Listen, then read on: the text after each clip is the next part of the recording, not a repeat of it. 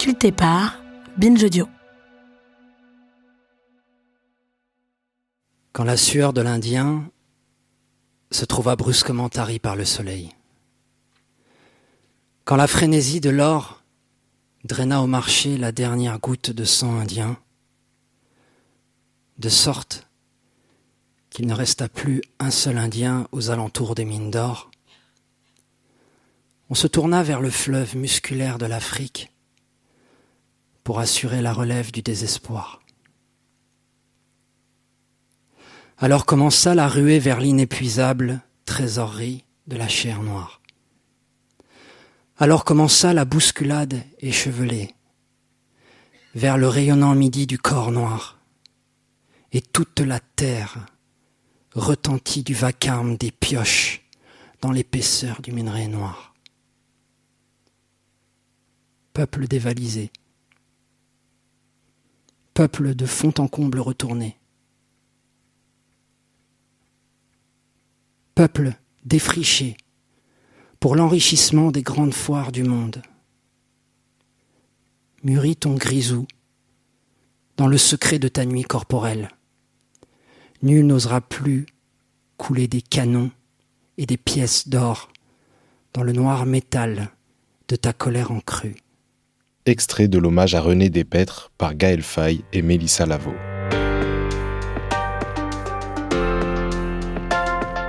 Bienvenue dans Rappelle-toi demain, un podcast d'un genre nouveau qui nous initie à l'archéologie.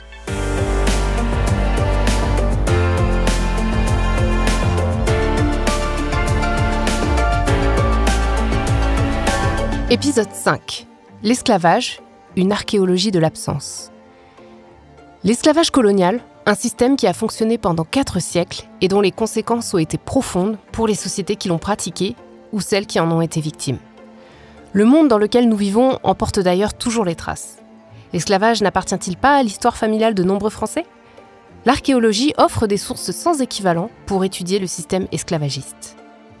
Elles apportent de nouvelles informations sur la vie quotidienne des esclaves, par exemple, des apports essentiels et complémentaires des sources écrites, qui sont partiales et principalement rédigées par les tenants de ce système. Dans cet épisode, nous allons voir comment l'archéologie donne une nouvelle réalité à ce passé douloureux, et aussi nous questionner sur l'appropriation de ces vestiges par les populations issues de cette histoire de l'esclavage.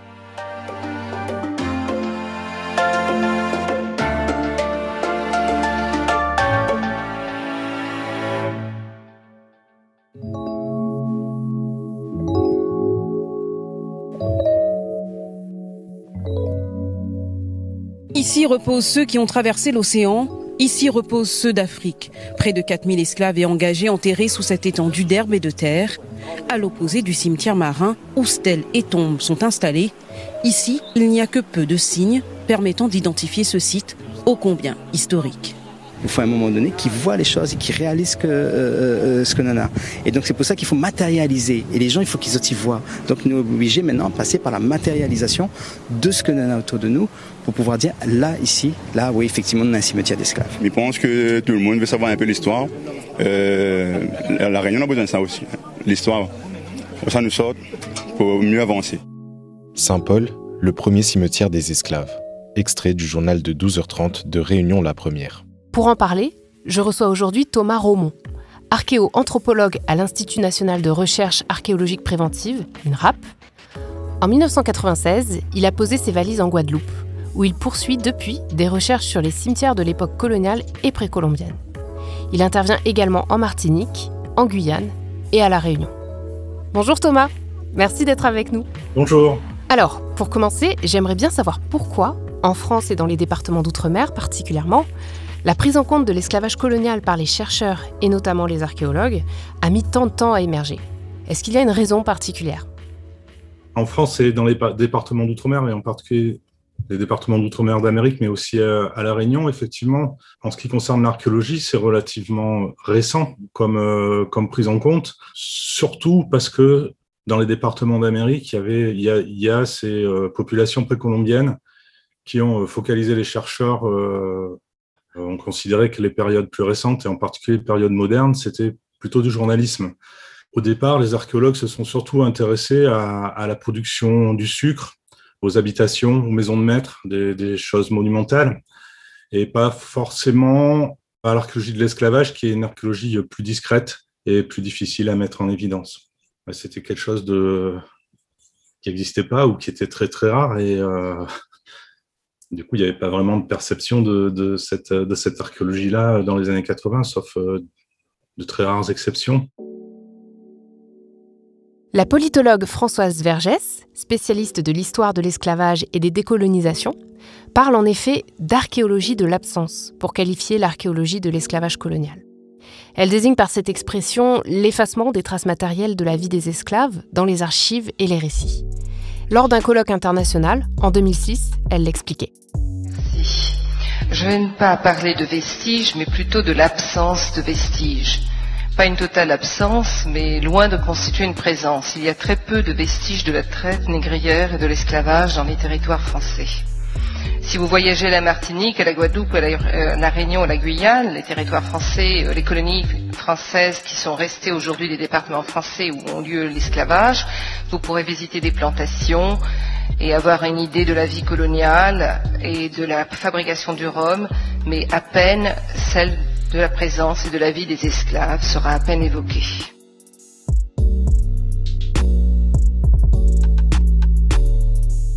Dans l'ouvrage Archéologie de l'esclavage colonial, Françoise Vergès écrivait également « La notion même d'archéologie s'applique parfaitement à l'esclavage. Mémoires enfouies, lieux oubliés, histoires marginalisées.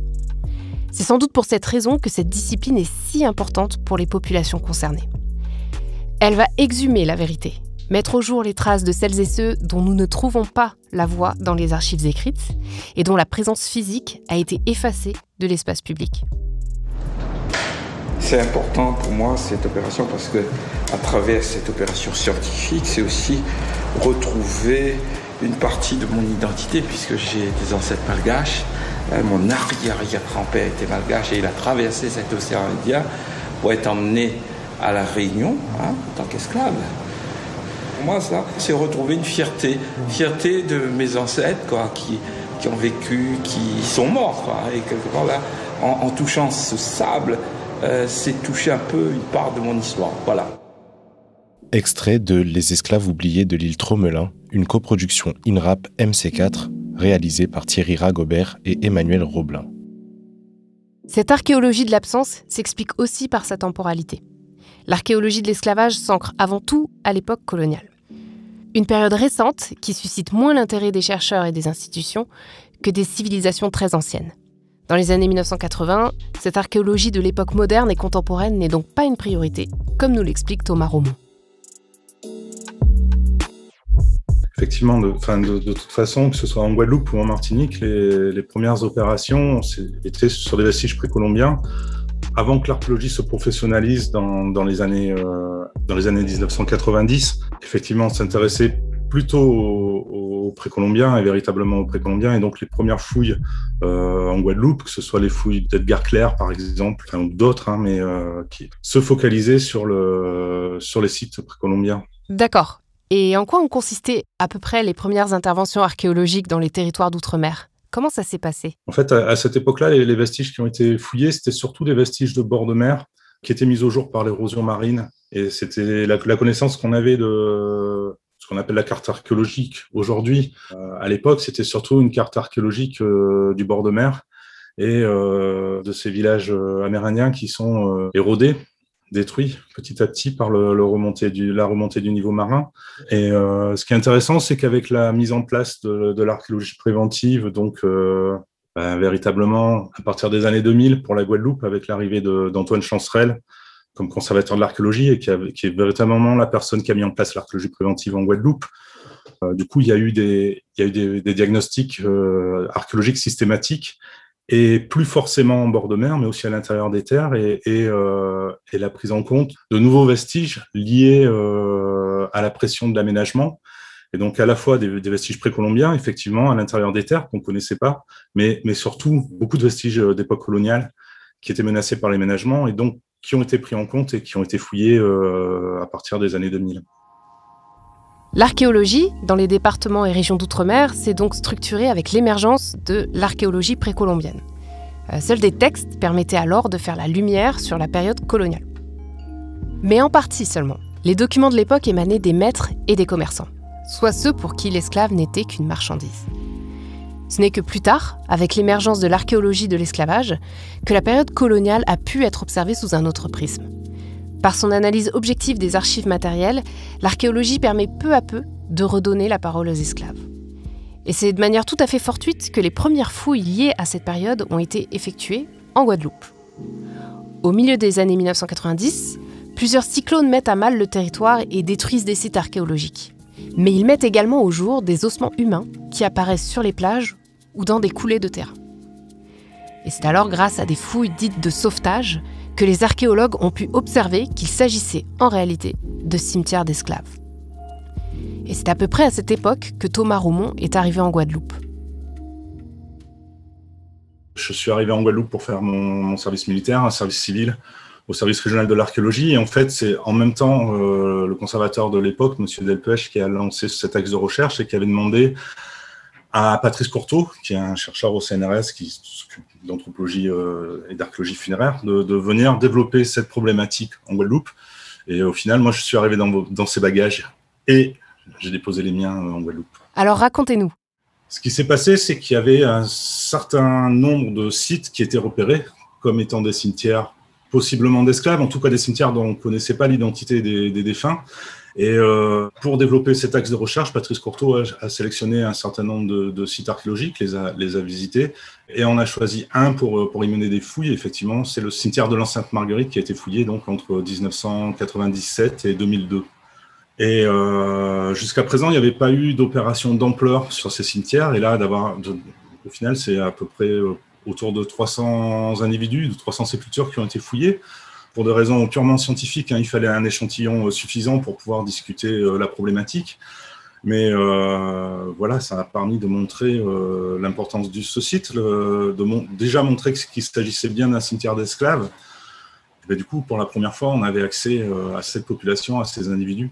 Est-ce que vous pouvez nous dire quels sont les vestiges liés à l'archéologie de l'esclavage ? D'une façon générale, pour l'archéologie de l'esclavage, on travaille surtout sur les quartiers serviles, parce que c'est l'endroit où habitaient les esclaves, enfin où étaient parqués les esclaves, sur l'organisation, mais aussi sur les traces qu'ont laissées les esclaves, donc les restes alimentaires, la vaisselle, leurs poubelles, et qui nous apprennent beaucoup sur leur vie.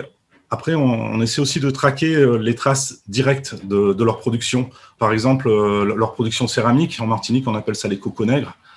C'est pas forcément évident d'en trouver des vestiges. Et puis, bien sûr, et là, c'est plutôt mon domaine, donc on travaille sur les cimetières, et là, on peut avoir accès directement à l'esclave.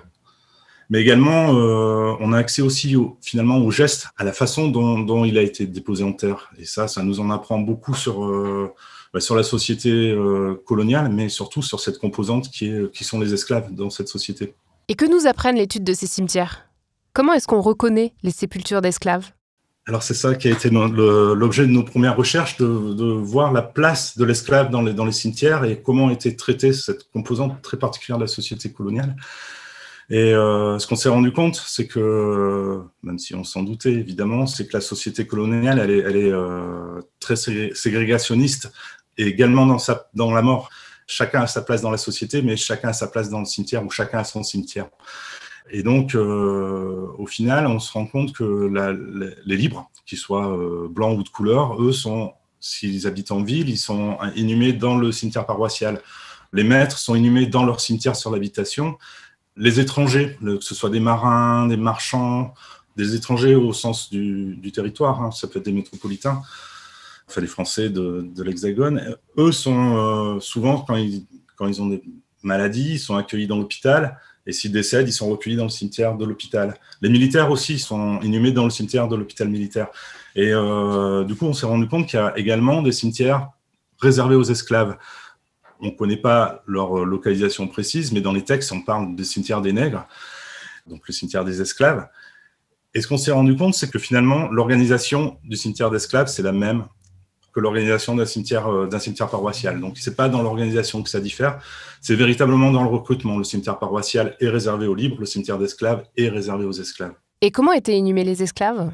Sur le dos, plutôt la tête à l'ouest et avec ils sont habillés. On retrouve les restes, les vestiges, en tout cas des indices comme quoi ils sont habillés, des boutons.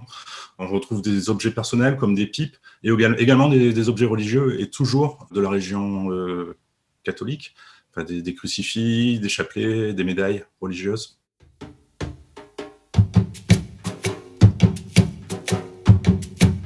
L'archéologie ouvre une petite fenêtre sur ce qu'étaient les pratiques funéraires des esclaves.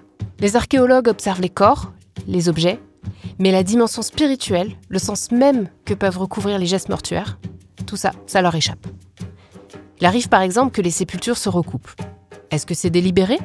Est-ce qu'on a rapproché les corps pour des raisons d'appartenance familiale, ethnique ? Est-ce que c'est parce qu'ils occupaient le même lieu de vie ? Qui sont les populations inhumées dans ces cimetières ? Dans un cimetière d'esclaves, au final, on a toute la population. On a des adultes, des hommes, des femmes, on a des vieux, on a des jeunes adultes, mais on a aussi des enfants et on a énormément de nouveau-nés dans les cimetières d'esclaves parce que la mortalité des nouveau-nés est très très forte. Mais oui, tout le monde est inhumé dans le cimetière d'esclaves. Alors, pour reconnaître un cimetière d'esclaves, il existe plusieurs indices concordants qui permettent de les distinguer. La période d'abord, c'est nécessairement un cimetière d'époque coloniale, donc daté entre le XVIe et 1848, l'année de l'abolition de l'esclavage dans les territoires français, avec des inhumations, une durée d'utilisation étalée dans le temps. On peut également déceler des indices d'ordre culturel. Vous pouvez nous en dire plus ? On a des individus qu'on retrouve avec les incisives taillées en pointe, et ça c'est une pratique culturelle africaine, avec la scarification par exemple, qui ne sont pas pratiquées, en tout cas d'une part qui sont interdites, et ça c'est les historiens qui ont montré que c'était abandonné par les esclaves dans les colonies. Et pour les historiens, c'est ce qui permet également de reconnaître un esclave arrivant d'Afrique, un esclave né dans les îles. Et quelles autres informations sont livrées par les études anthropologiques ? On a les pathologies et l'âge au décès. Alors, il n'y a pas de pathologie propre aux esclaves. Elles sont communes à tous, seulement elles sont plus fréquentes dans les cimetières d'esclaves, et en particulier des pathologies qui sont liées, ce qu'on appelle les stress biomécaniques, qui sont liés à l'activité physique. Et également l'âge au décès qui est beaucoup plus jeune. Dans un cimetière d'esclaves, c'est énormément d'individus qui ont autour de 20-30 ans. Il y a des individus plus âgés, mais il y a une grande part de la population enterrée dans le cimetière qui a entre 20 et 30 ans et qui porte des marqueurs dégénératifs qui, dans une population normale, nous indiquerait qu'il s'agit plutôt de personnes âgées. Mais là, on a encore une fois à la fois des marqueurs d'individus jeunes, mais qui portent des traces d'utilisation de leur corps fortes. Alors les archéologues n'étudient pas que les cimetières. D'autres vestiges d'époque coloniale, comme les habitations sucreries, sont mis au jour. Une habitation sucrerie, qu'est-ce que c'est ? Eh bien, c'est un domaine qui comprenait plantations, ateliers de transformation, rue Cazenègre et maison du maître. Le cœur de l'économie coloniale, en quelque sorte. Vous m'avez parlé de la fouille de l'habitation Barboteau. Qu'est-ce que vous y avez appris ? Ça, c'est quelque chose de très intéressant et très symptomatique de la prise en compte du patrimoine de l'esclavage ou de l'époque coloniale en Amérique, en Amérique française. Tout le monde savait pertinemment qu'il y avait une habitation sucrerie à cet emplacement-là. Il restait le moulin. On connaissait les cartes anciennes, donc c'était parfaitement défini par les sources historiques. Et c'est la raison pour laquelle il y a eu une fouille préventive, puisqu'il y avait des vestiges qui étaient menacés, donc on fouille les vestiges. Là, c'est pas grand-chose qu'on a trouvé. C'est des trous de poteaux, des cases du village des esclaves. Mais finalement, c'est la première fois qu'on mettait au jour ce type de vestiges véritablement. Et du coup, la population prend conscience de la valeur patrimoniale ou mémoriale de ces vestiges et du coup se pose au projet de construction. Et aujourd'hui, ce projet-là, il est encore en suspens. L'archéologie documente les conditions de vie des personnes mises en esclavage, leurs habitats, leurs déchets, qui nous en apprennent d'ailleurs beaucoup, notamment sur ce qu'ils mangeaient, et c'est souvent différent de ce qu'indiquent les textes. Les établissements où ils furent asservis, souvent détruits, mais dont subsistent des fondations, la façon dont ils ont conservé des traces de leur culture d'origine, les enclaves du marronnage, les pratiques funéraires, l'état sanitaire des défunts, leur âge, leur genre, etc. D'où cette question primordiale. Que deviennent ces vestiges une fois que leur étude est terminée ? Leur aspect scientifique est indéniable, mais est-ce qu'ils ne participent pas d'un enjeu patrimonial, voire mémoriel ? Et si oui, comment ? Alors ça, c'est aussi une problématique, c'est qu'au final, une étude archéologique, elle est jamais véritablement terminée, en particulier parce que les techniques et les méthodologies évoluent, et qu'au final, aujourd'hui, je parle en métropole, on se réintéresse à des collections qui ont été fouillées au 19e siècle, et donc on ne peut pas dire qu'une étude archéologique, elle est terminée parce qu'on a donné 2 ans, par exemple, pour faire l'étude, ou qu'on a donné suffisamment de moyens. Mais par contre, ces vestiges archéologiques, quels qu'ils soient, ils ont bien un devenir. Et le devenir des vestiges archéologiques en France, c'est d'être conservés. Et ils sont conservés dans des dépôts archéologiques qui sont gérés par le ministère de la Culture. Et les pièces les plus belles sont présentées dans les musées. Et dans le cas des vestiges humains, c'est pas que des vestiges archéologiques, c'est pas que un support d'information scientifique. Il y a aussi l'aspect mémoriel, l'aspect patrimonial, la dimension sacrée aussi de ces vestiges qu'on peut ignorer. Et la problématique, ou le challenge plus exactement, c'est d'arriver à trouver un équilibre entre ces différents aspects du vestige, des corps humains, que ce soit d'esclaves, mais finalement de n'importe quelle personne décédée et inhumée à n'importe quel endroit, quelque part. Alors juste ce que vous me dites, ça m'évoque aussi le fait que, vous l'avez dit, sur les sources écrites, c'est une histoire qui justement n'a pas été écrite. Et donc c'est peut-être pour les populations une des seules preuves tangibles de leur histoire. On peut aussi comprendre pourquoi ça provoque autant de réactions. Bien sûr, plus que comprendre, participer, c'est notre travail, à mettre au jour cette information, mais aussi ces vestiges et ces lieux de mémoire, parce que la mémoire, c'est fondamental dans la construction d'une société. Une société sans mémoire, c'est une société sans passé aussi. Et là, il faut retrouver ce passé, il faut l'étudier et le livrer à tous.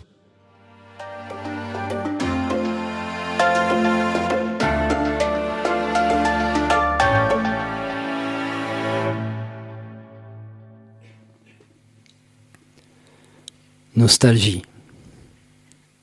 Elle a 15 ans, ou 1000 ans, où elle vient seulement de naître. Et c'est son premier sommeil, sous le même toit que mon sang. Depuis 15 ans,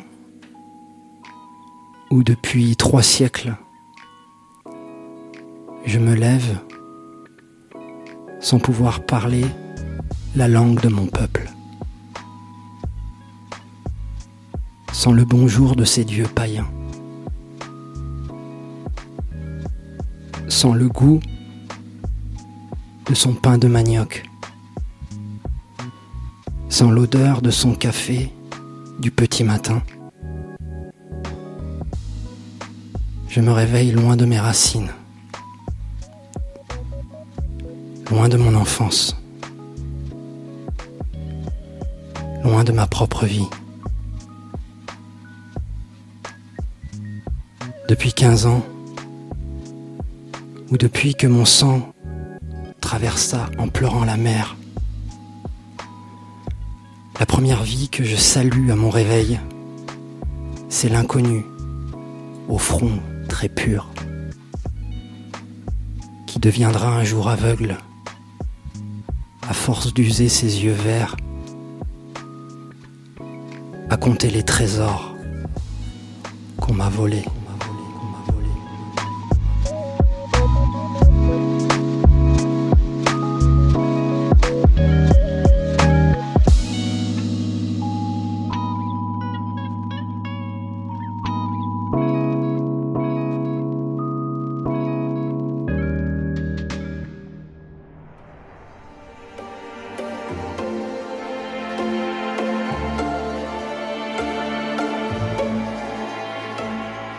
C'était Rappelle-toi demain, un podcast coproduit par Binge Audio et l'INRAP, à retrouver tous les mois. Merci à Thomas Roumont d'avoir répondu à mes questions. Et merci à vous, chers auditeurs et auditrices, de m'avoir suivi pendant ces premiers épisodes. Les prochains seront écrits et animés par Rosen Le Carboulec, à qui je passe le flambeau pour parler d'archéologie avec celles et ceux qui la font et qui la pensent. À bientôt!